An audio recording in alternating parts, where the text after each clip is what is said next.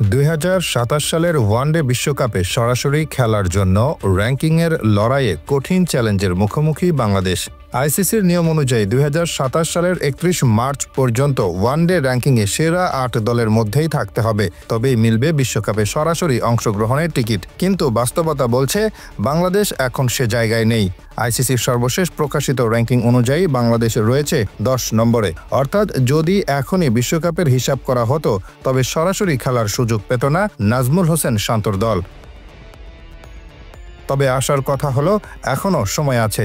আইসিসির future tour programme অনুযায়ী 2027 সালের মার্চের আগ পর্যন্ত বাংলাদেশের খেলার সুযোগ রয়েছে 32টি ওয়ানডে ম্যাচে। এই ম্যাচগুলো বাংলাদেশের জন্য শুধু খেলায় নয়, র্যাঙ্কিং ঘুরিয়ে দেওয়ার সম্ভাবনাও তৈরি করতে পারে।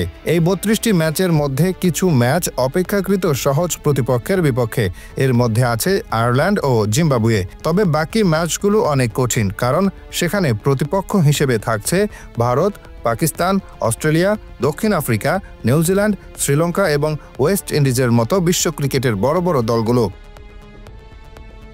এদের বিপক্ষে জিততে পারলে যেমন রেটিং পয়েন্ট বাড়বে, তেমনি হেরে গেলে সেটা আবার নেতিবাচক প্রভাব ফেলবে র্যাঙ্কিংয়ে। বাংলাদেশের জন্য প্রতিটি ম্যাচই এখন পরীক্ষার মতো। শুধু জয় নয়, বড় দলের বিপক্ষে ধারাবাহিক ভালো পারফরমেন্স দেখাতে হবে, কারণ এখান থেকে আর পেছানোর সুযোগ নেই। যারা র্যাঙ্কিংয়ে উপরে, তাদের হারাতে পারলে বাংলাদেশের রেটিং দ্রুত উপরে উঠতে পারে। তবে একটি ব্যতিক্রমী সুযোগ থাকছেই।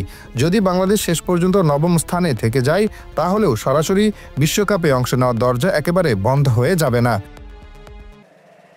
কারণ 2027 সালের বিশ্বকাপের আয়োজক দেশ দক্ষিণ আফ্রিকা। যদি দক্ষিণ আফ্রিকা সেরা 8-এর মধ্যেই থেকে যায়, তাহলে তাদের জন্য সংরক্ষিত আয়োজক কোটার জায়গাটি অন্য একটি দলের জন্য উন্মুক্ত হবে। সেক্ষেত্রে 9ম স্থানে থাকা দলটি সুযোগ পেতে পারে। তাই বাংলাদেশের সামনে এখন যে পথ, সেটি একেবারেই সরু।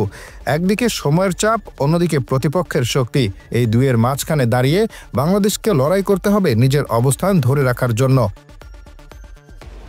বিশ্বকাপে সরাসরি খেলতে হলে জয় ছাড়া কোনো বিকল্প নেই। এখন থেকেই শুরু করতে হবে সেই মিশন, যেখানে প্রতি ওভার, প্রতিটি ম্যাচ এবং প্রতিটি সিদ্ধান্তই হতে হবে হিসেব করে নেওয়া। ভুলের জায়গা নেই, কারণ সময় কম, চ্যালেঞ্জ অনেক। তবে সুযোগ এখনও জীবন্ত, আর সে সুযোগ কাজে লাগাতে পারলেই টাইগারদের দেখা যাবে 2027 সালের বিশ্বকাপে সরাসরি মূল পর্বে।